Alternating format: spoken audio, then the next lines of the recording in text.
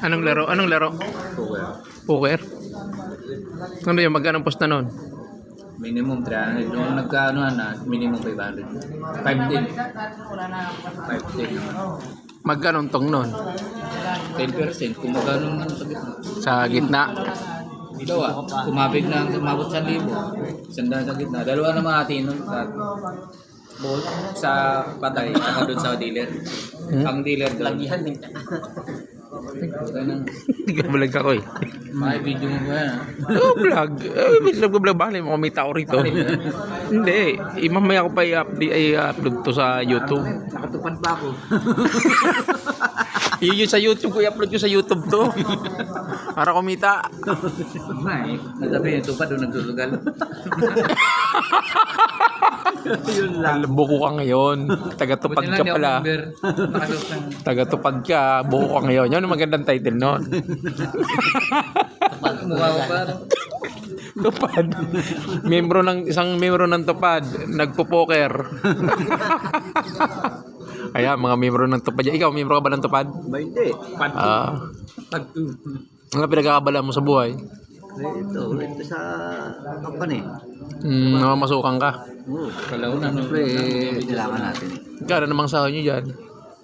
Ano lang, wala pa kasi minimum eh. Pero may overtime naman. Iyak din, pre. Iyak. Ah.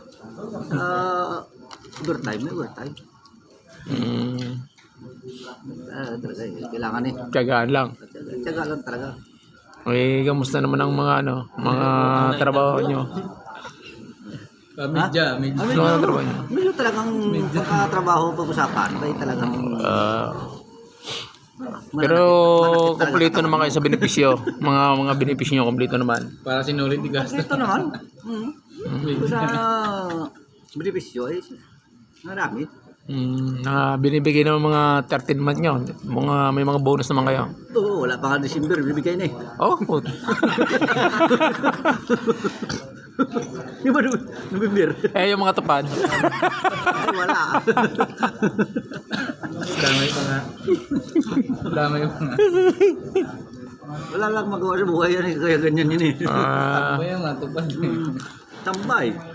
Kasi padala nga sa, Ikaw, boss. Sa Israel. Pinagkakabala mo, boss? Wala, ito, pakain-kain lang. Buti ka pa. Kasi yung mga tupad ngayon, padala na sa Israel. Ilan taong ka na ba dyan sa Ilan taong ka na ba dyan sa trabaho mo? Ha? Ilan taong ka na? Oh, 9.